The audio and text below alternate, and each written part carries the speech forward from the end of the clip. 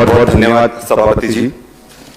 सम्मानीय सदन, कल राज्यपाल जी का मैंने भाषण सुना, आज रामेश्वर शर्मा जी ने भी चीजें बताई।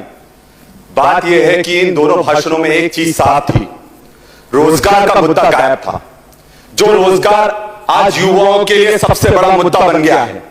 इस प्रदेश का हर युवा एक ही चीज पुकारता है, रोजगार रोजगार रोजगार। और उनकी पीड़ा मैं आप सबके सामने रखना चाहूंगा। बेरोजगार हैं साहब, इन्हें रोजगार चाहिए। भ्रष्टाचार में लोग खूब नौकरी पा रहे हैं, रिश्वत की कमाई खूब मजे से खा रहे हैं। नौकरी पाने के लिए यहां जुगाड़ चाहिए। बेरोजगार हैं साहब, इन्हें रोजगार चाहिए। टैलेंट की कोई कमी नहीं मध्य प्रदेश की सड़कों पर। दुनिया बदल देंगे, भरोसा करो इन लड़कों पर। कैसे मिले नौकरी जब नौकरी ही बिकी जा रही है।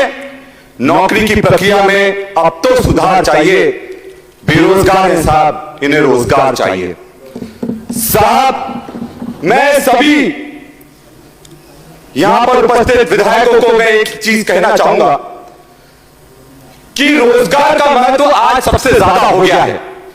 मैं खुद कॉम्पिटिटिव प्रतियोगिता परीक्षा से निकलकर डॉक्टर बना, सर्जन बना, और उस प्रतियोगिता परीक्षा की मैं पीड़ा समझता हूं कि जब 3-3, 4-4 साल आपकी परीक्षा नहीं आती, परीक्षा आती है तो रिजल्ट नहीं आता, रिजल्ट आता है तो उसमें भ्रष्टाचार हो जाता है। और यह सबसे बड़ी चुनौती इसलिए भी है क्योंकि मध्य प्रदेश में जब भी बच्चा कोई परीक्षा देता है तो वो बच्चा परीक्षा नहीं दे रहा होता सर, पूरा परिवार परीक्षा दे रहा होता है। और परिवार को डर लगा रहता है कहीं बच्चे के मानसिक संतुलन ना बिगड़ जाए और बच्चा आत्महत्या ना कर ले।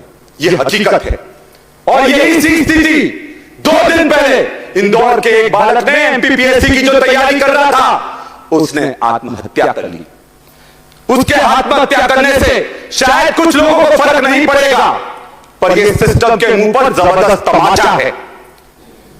क्योंकि आज अगर हम अपने बच्चों को रोजगार नहीं दे पा रहे हैं तो हम उनके लिए कुछ अच्छा नहीं कर रहे हैं।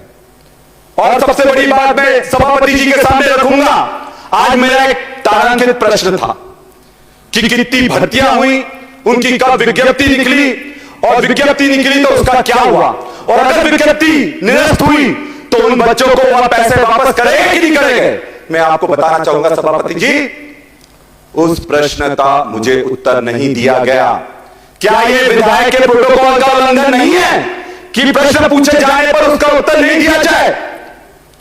मैं एक और बात कहता हूं कि मध्य प्रदेश में सरकार, मुख्यमंत्री बहुत वादे करते हैं, और जिस तरह के वादे अतिथि शिक्षकों के साथ किए गए, अतिथि विद्वानों के साथ किए गए, आशा कार्यकर्ताओं, आंगनवाड़ियों के साथ करेंगे, सबको छल लिया गया है।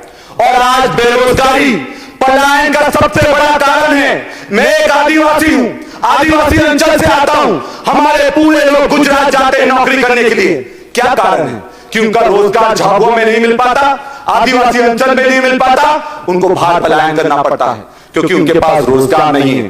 क्या कारण है मध्य प्रदेश में एसटी/एससी बैकलॉग के 1.5 लाख से ज्यादा पद खाली पड़े हुए हैं। क्या कारण है कि आदिवासियों के लिए जो पैसा आता है, जो उनके अधिकार का पैसा है, ट्राइबल सब प्लान का पैसा है, उसका 207 करोड़ रुपए दूसरे विभाग में दे दिया जाता है। ये शर्म की बात है सभापति जी। और सबसे बड़ी बात, मध्य प्रदेश में रिटायरमेंट की उम्र 62 से बढ़ाकर 65 करने जा रहे हैं। 5 लाख लड्डुओं की तो बात बता रहे हो, पर 5 लाख रोजगार कब दो ये भी बताओगे हम आपको। और 5 लाख रोजगार जिनको मिलना था आपने उनको हटा दिया। आपको यह समझना चाहिए कि अगर आपको सेवानिवृत्त 5 लाख लोग हो रहे हैं तो 5 लाख युवाओं को रोजगार मिल जाता, 5 लाख कर्मचारियों को प्रमोशन मिल जाता। और सबसे बड़ी बात है, जो जिन लोगों को आपने 62 से 65 साल का रिटायरमेंट एज करी है, वो भी नौकरी नहीं करना चाहते, उनको जबरदस्ती नौकरी करवाई जा रही है। मैं एक बात आप सबसे खुलकर कहता हूं कि रोजगार को लेकर बहुत सारी बातें हैं, पर हमको एक परिवार के रूप में इस पर कुछ ना कुछ काम करना पड़ेगा। क्योंकि अगर हम उन युवाओं को रोजगार नहीं दे पाए, आप कब तक उनको लाठियों से डराओगे, कब तक डंडों से डराओगे, कब तक जेलों में बंद करोगे? अगर एक भगत सिंह बन गया तो सबको तबाह कर रख देगा, क्योंकि हम लोग भगत सिंह बनना नहीं चाहते हैं, हम लोग वो घात में चीज लेना नहीं चाहते हैं, क्योंकि यह महात्मा गांधी का देश है और हम जानते हैं कि हमारे अंदर भी भगत सिंह है, हमारे अंदर भी चंद्रशेखर आजाद है और हम लड़ने से पीछे नहीं हटने वाले। हम लोग महात्मा गांधी के लोग हैं, हम गोडसे के लोग नहीं है, तो माफी मांग लेंगे। विषय समाप्त कीजिए, 5 मिनट हो गए। आज मैं 2 पंक्तियों के साथ अपनी बात को समाप्त करना चाहूंगा कि मध्य प्रदेश में युवाओं की क्या स्थिति है। पिछले 2 दशकों में मध्य प्रदेश में बेरोजगारों की एक ही कहानी है, दर दर भटक कर युवा झोंक रहे अपनी जवानी है, अपनी जवानी है। बहुत बहुत धन्यवाद। Thank you. शैलेंद्र जैन जी, सम्मानित सदस्य।